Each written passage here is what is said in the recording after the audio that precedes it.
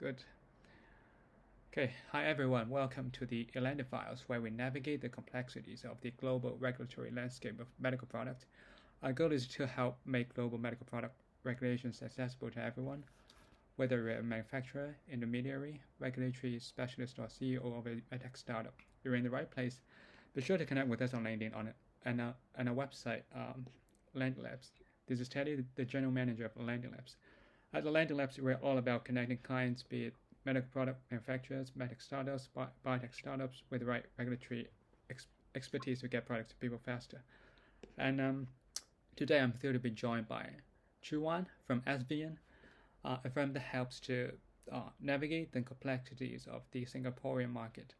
We're going to be spending some time learning more about the regulation landscape in Singapore and the Singaporean Health Authority, Health Sciences Authority, which is also termed as HSA.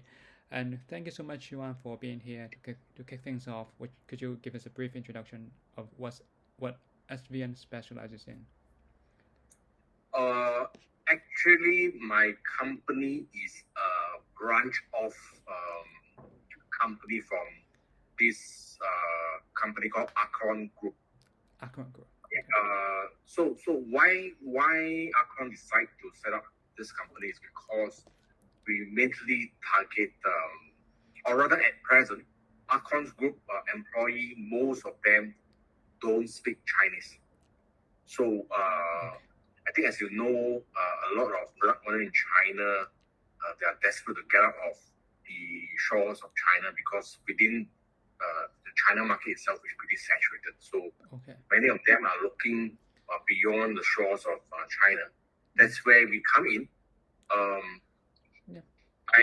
Our team consists of three main shareholders: myself, that's the regulatory, and then there is one more that is he is a medical doctor, but he hasn't been practicing for a couple of years, and now he's mainly dealt with medical device distribution for more than 20 years. So he's from China, and he's understood how China market works. And another lady from ARQon, he is pretty well known in the regulatory field in Singapore. So basically, Asvien is sponsored from ARQon Group to provide services to China clients who wish to go beyond the shores of China in terms of regulatory and distributorship. Regulatory consulting services and distribution. What other services? Because I read through your website, Asvien seem to be providing other services as well, like digital marketing and yes, we even go to building factories and building workers' dormitory in Malaysia, especially in Malaysia, and we also try to tie in suitable candidate for the local distributorship. As you know, even though one of our business partners does distribution, it's impossible for him to be able to handle all kinds of products. So we will help potential clients with our vast connection to sort of a link way for them to explore suitable candidate for local distribution.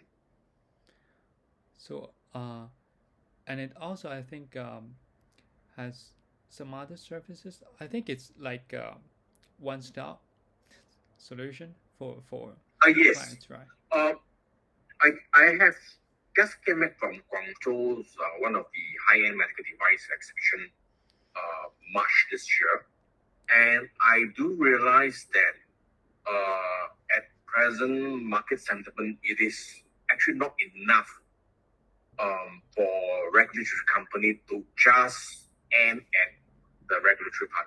As you know, traditional regulatory company, when it comes to helping client, they are very good in getting the product approved by the health authority. But beyond that, no, they won't be involved. And usually, product owner nowadays, as observed during my time in Guangzhou, they are not that keen with such company that stop here. Obviously, getting approval is one of the very small part in Market terms access. of the entire business model. Because at the end of the day, they are looking to sell. Yeah, sure. Yeah. So I give and understand that Asvien could also provide like end-to-end solution, so not just Yes. registration. But then of course, we are trying our best. There is definitely some niche product that we need more time to engage the interested party. But I think in general, we do have the necessary connection as well as the expertise to connect different industrial players. Okay, good. That's a great foundation. How about let's now dive a bit deeper, and okay, let's start with the usual question. What are the costs and timelines like for registering a Class 1 medical device in Singapore?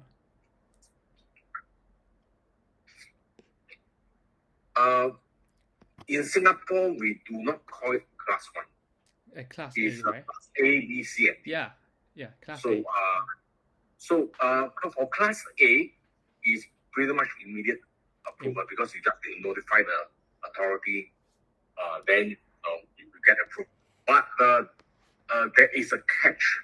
Oh, okay. Because some product owner, I would try to use the word a bit rather dishonest, as in they know the product is somehow in standing in the fine line between Class A and B. So obviously, in order to go faster into the market, they will try to notify as Class A, because what happens with Class A is that you get notified with the HSA, then you get approved on the spot. The next And day also, or rather that particular it's moment, you get cheaper something to do more. so, right? It's also cheaper. What happened is that let's say if the authority found that it shouldn't be classified as Class A and it has to be on higher risk, then all marketing activity had to be ceased immediately.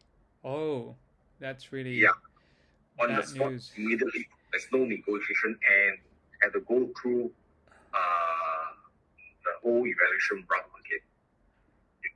Oh, so is the HSA very strict on this? Yes, they are very, very strict. Yes, because as you know, I think March this year, I attended the IMDRF in Singapore. So our health minister has actually announced that HSA has been awarded maturity level 4 by WHO. So this one, it is the highest standard, I think in the world first, that is being awarded to a health authority that of this particular caliber. So basically, it's on par with institutions like FDA or UNDR. So yeah, HSA is now pretty strong in this arena. All right, so if we talk about how strict they are, I can tell it's very strict. In fact, it's so strict that many a times product owners are taken aback by the length of time it takes for the product to approve, because they thought it's easy. Because you compare to the evaluation pathway or period, maybe with Indonesia or Vietnam, for example, HSA is way stricter and you take way longer time. That's what some of the product owners don't understand. Yeah, I also noticed that HSA is becoming increasingly influential, and that it has become like a major country of MD-SAP, medical device single audit program, and also it for Hong Kong, the Hong Kong MDD has also adopted HSA as one of the reference countries for expedited pathway of product registration. But I think before we move on to the MD-SAP and HSA, can we know more about the prices for registering a Class 1 medical device in Singapore? If it's Class 1, or in this case, Class A, it is FOC. It's free. Yeah, it's free. What about? Fantastic, right? It's free. Okay. For Class A. Only for Class B, C, and D, where you have a standard application fees of $560. 500. And then 560 Singapore dollars. Okay, 560. That's the application fees only. And then for let's say for Class B, you have different routes. You have immediate route, a bridge route, full route, and priority route, and full route with priority scheme route 2. All different prices. It range from 1,000 Sing dollars to close to 6,000 Sing dollars. That's for Class B. Class B or D? Yes, for Class B for okay. Bangkok. And for Class C, the range, again, different route, different prices. Obviously, the immediate route will be the cheapest, and the most expensive will be full route. And the price range can be 3,000 Singapore dollars to 9,000 Sing dollars. Class D should be the most expensive? Yeah, Class D is the most expensive. Let me tell you how expensive it is. For expedited route, is about $6,000.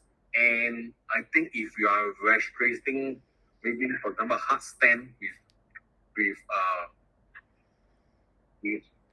maybe anti-clot medication coated in the blood, the heart stent, you're talking about Class D with registrable route, evaluation route, that would cost almost 80,000 Sing dollars.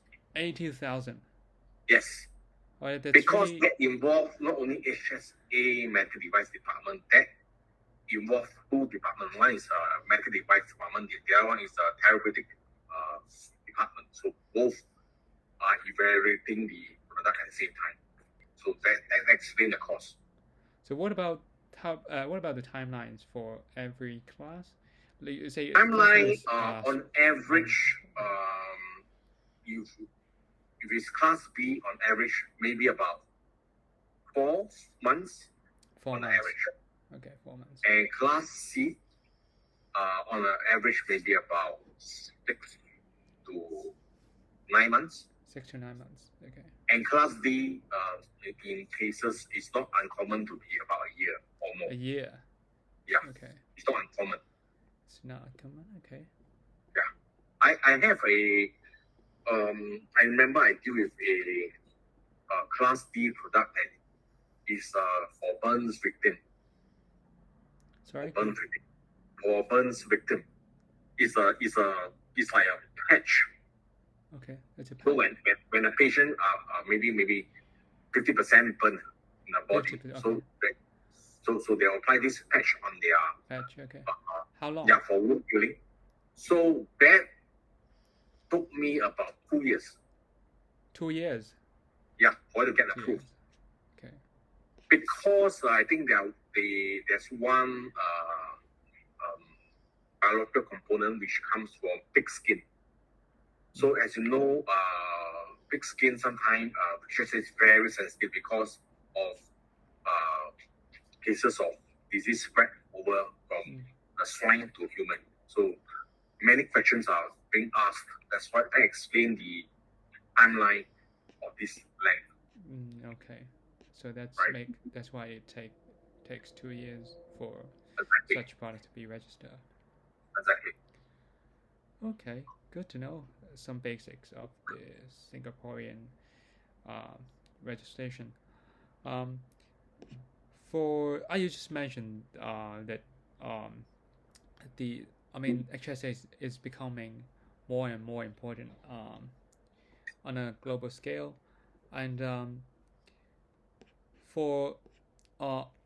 I think the guidance of HSA is also ever changing, right? In order to comply with the higher standards of medical device regulations.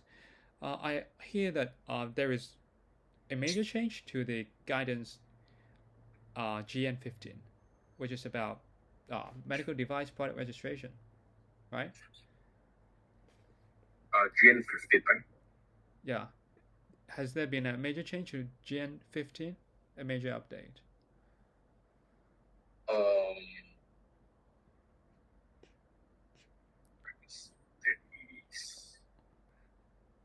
or we could put it this way, okay? Is Has the HSA updated the reference regulatory agency list for? Yes, I think there's an update sometime March this year. Okay, March this year. Is Yeah. Is it like a major change? How has it affected the manufacturers or consultancies?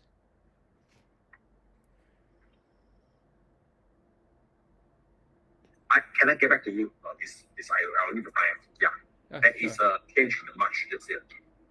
Yeah. Sorry? Okay, we can always we can circle back if we have time. Okay. Sure, Then, sure, sure. yeah, and I think for registration in Singapore, it's gone all digitalized, right? Or we have to like submit all the documents via an online portal, right? Yes. Online submission. It's called Auto Prism. The It's share. For medical device, it's HSA share. They actually make the transition sometime. Let me try to recall. Middle of last year. middle of last year. Yeah. I think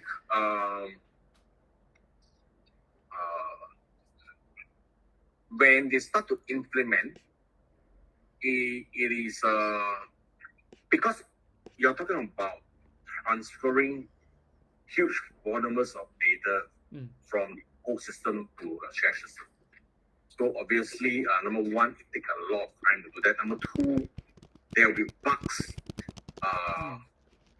during the full implementation. So sometime when they fully implement middle of last year, there was quite a lot of problem.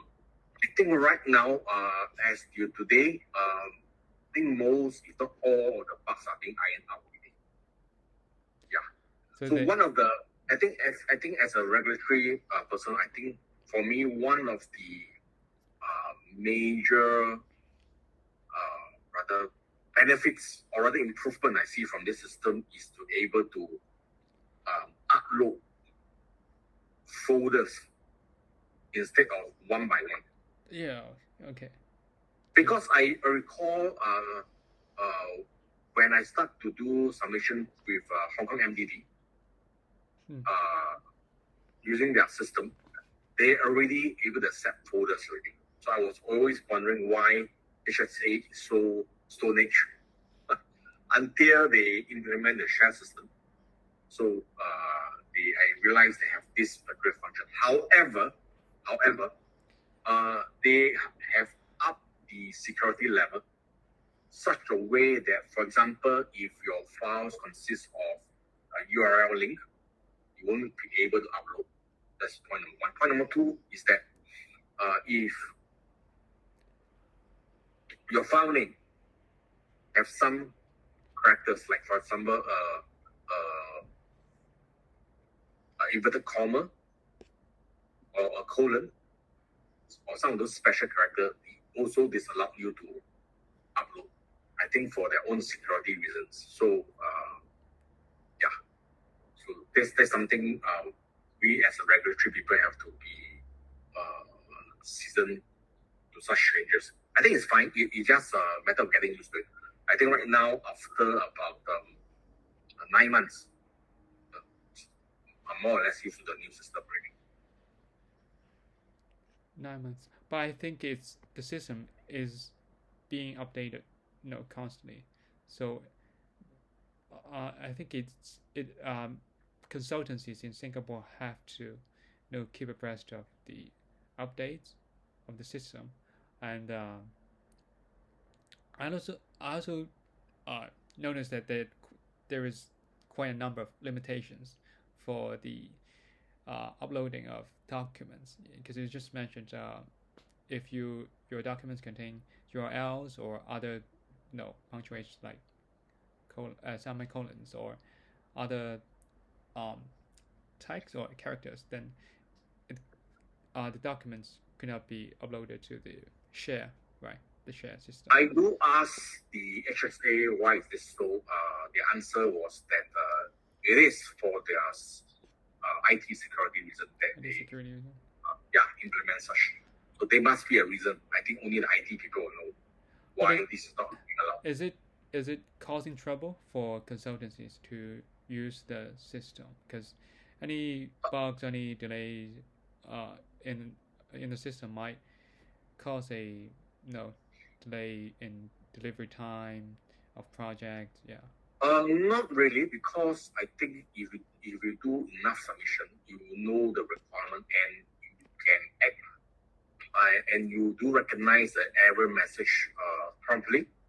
And again, enough experience, you know what to do, how to deal with it. Like for example, if let's say you're finding there's certain special character that you cannot upload, then what you can do is just do a rename, just remove those characters and it can be successfully uploaded. So it is not causing a major mayhem like it used to be at the beginning of the transition.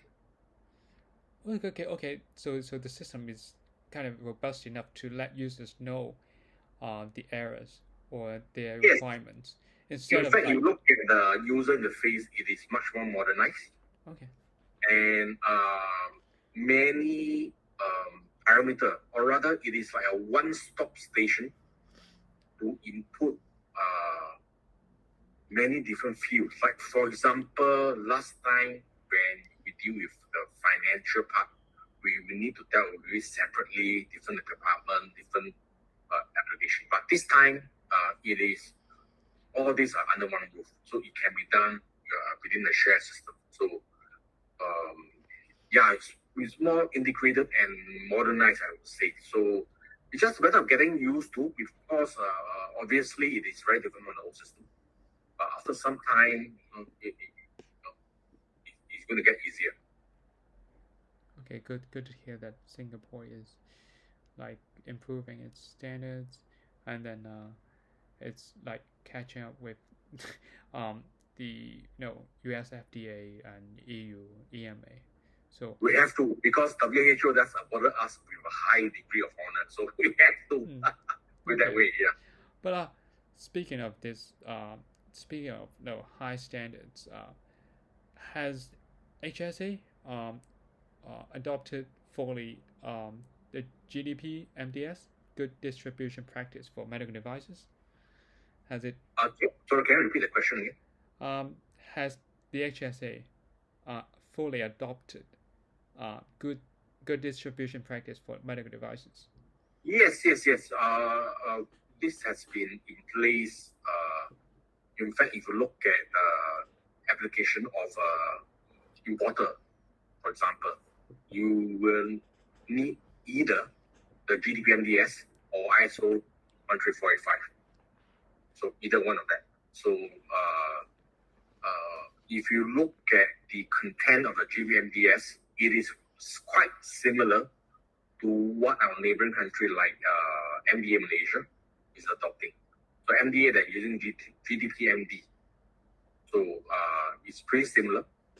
So basically, it ensures that the goods, or rather the medical device, from import to storage to transport to various stakeholders to the user, are all carefully documented and controlled. Yeah. So it's already been implemented a long time ago. Like a long time. I think Hong Kong is trying to catch up with other countries. So this GDP good distribution practice, I think in Hong Kong it's as far as I know, for Hong Kong MDD, right now it's still mandatory. It's still voluntary listing. Voluntary listing, yeah. But science has shows that it may be mandatory soon, but we don't know when. But the GDP is set to be fully implemented like in 2028. I think. For Hong Kong MDD. Yeah, GDP. Yeah, but in Singapore it's been implemented a long time ago. Oh yeah. Okay, good to hear. But I also hear that there is this Singapore Accreditation Council. Does this council also assess the certifications or no? Even issues ISO 13485 certificates. What is this council? I think from what I know, this accreditation council basically provide a list of labs, testing labs. Labs. Okay. Yeah, to do verification and validation activities. So, but that doesn't mean if your lab is not, let's say for example, for a Chinese client, sometimes they have labs, or rather their activities being done in their local labs. So HSA does accepts through their documentation review. So it is not a must to adopt or rather have all activity done in accredited labs. No, there's no such ruling. Okay, it is not a compulsory to have the documents. Of course, it will be good in terms of evaluation timeline. If it's accredited, then it obviously makes things much smoother. Okay. Yeah. And I also wonder about the reference countries for any potential expedited pathways in Singapore. For example, if my products have been registered in the EU or the US FDA by the US FDA, will the HSA grant an expedited registration pathway for? Yes. There are actually two so-called accelerated route. One is called a bridge route. How many reference countries are there? Right now it's 5, but there is an MOU signed between Singapore and Malaysia. Okay. As well as they are actually talking to try to recall. There is another country which I can't remember offhand, but the latest one being with Malaysia. They do a 6-month trial, and it seems that that comes to that question of GN15. One of the updates are having reliance program with Malaysia. So if you have a Malaysian MDA cert, that would be awarded as a bridge route in Singapore HSA. A bridge route, okay. Yeah. So Malaysia is getting also recognized by the HSA. Yeah. Okay. A reliance program. I was saying more and more countries will join this or sign MOU with Singapore. It can only do good because we could explain to the client who are puzzled of where to start, to tell them to start with Singapore first. Because once you go through the baptism of fire with HSA, you found that going to the neighboring region is way faster than without. So is is Singapore becoming more of a first launch country for most? I would say so. Looking at the trend, I would say so. Yes. Okay. Maybe it's like a bit easier than the EU or the US, and then it has the highest standards. It belongs to the. I wouldn't say it's easier. I would say from my experience, it's on par. I wouldn't say it's easier. Okay, it's on par with the US. Okay, one last question. It's about AI or SAMD, software as a medical device. How is there any regulation so far for? Yes. So far for in terms of HSA point of view about SAMD, they are very particular about cybersecurity. Cybersecurity. Yeah. Very particular. How? Could you expand on that? For example, let's say your SAMD Bluetooth enabled or Wi-Fi enabled. So let me give you a scenario. So why are they so particular about cybersecurity? Assuming you are going for a CT scan, and your as you know, CT scan is one of the modality where X-ray is being used, right, for slices. So the image file, maybe hacker can go into the system, yeah, and either they can add or delete a cancer lesion that's found on the image. So that will give either a false positive or false negative result, which may impact the diagnosis. And obviously, we talk about in serious term, it's a life and death situation. So that's the reason why the cybersecurity part is so particularly emphasized with HSA. Okay. Yeah. Yeah, that's why they have to be very strict on cybersecurity, because it might affect patients' lives. Right. Okay. These are incredible insights from Chee Wan, from Asvien. Thank you so much for sharing your perspective and some of your experiences with the HSA today. And for everyone listening or reading the transcript, we'll be featuring Asvien as a better specialist firm on our platform. And thanks again for joining us. We'll see you on the platform. If you haven't checked out our website, please head to ElendiLabs.com. Be sure to connect with us on LinkedIn.